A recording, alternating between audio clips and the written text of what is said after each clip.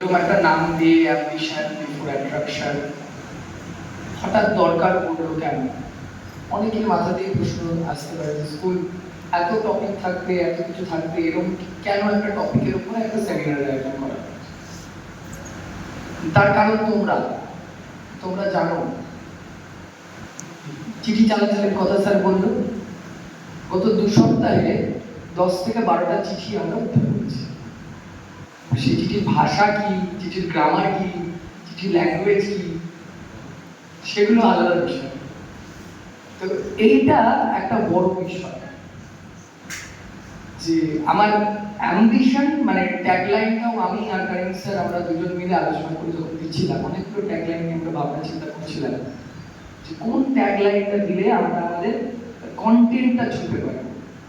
তারপরে বিস্তর আলোচনা করে আমরা এই জায়গাটাতে এসেছি যে অ্যাম্বিশন বিফোর অ্যাট্রাকশন।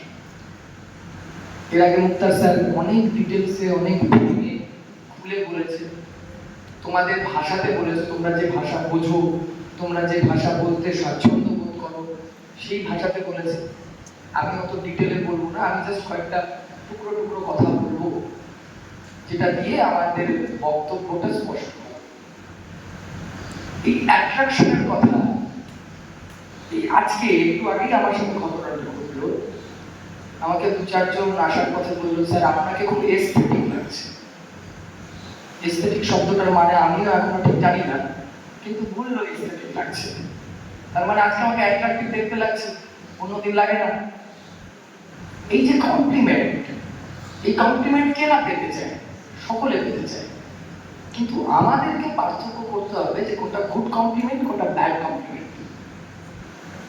পশু পাখি অন্যান্য জন্তু জানোয়ারের সাথে মানুষের পার্থক্যটা এইটুকুই, মান আর হুঁশ দিয়ে মানুষ তৈরি।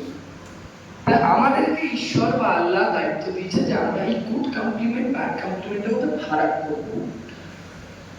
সমূহবার স্কুলে বলা হয় এরকম ভাবে চুল কাটবে না, স্যার গিয়ে কাউকে ধরে মারেও, বারবার করে বলা হয় মার্জিত পোশাক পরে আসবে। কিন্তু এই কদিন এই যে গরমের জন্য যে ড্রেসের শিথিলতা দেওয়া হয়েছে, বাচ্চাদেরকে বলা হয়েছে তোমরা যেমন খুশি পরে আসতে পারো, তাতে করে বাচ্চারা যা পরে আসছে সেখানে দেখা যাচ্ছে না। একটা ড্যামেজ আমি দেখলাম এতটা হাঁটু বেরিয়ে আছে, মানে অর্ধেকটা হাঁটুই বেরিয়ে আছে। ওরা কি ভাবছে এইরকম চুল কেটে এরকম প্যান্ট পরে হয়তো অ্যাট্রাক্টিভ হওয়া যায়? অ্যাট্রাক্টিভ সংখ্যা কোনোদিনই সেটা নয়। গার্লস স্কুলের বাইরে মেয়েরা বেরোচ্ছে, 3টে ছেলে বাইক নিয়ে সার করে বেরিয়ে গেল। আমি মোটিভটা বুঝলাম যে ওরা দেখাতে চেয়েছে ওরা কত ভালো বাইক চালায়।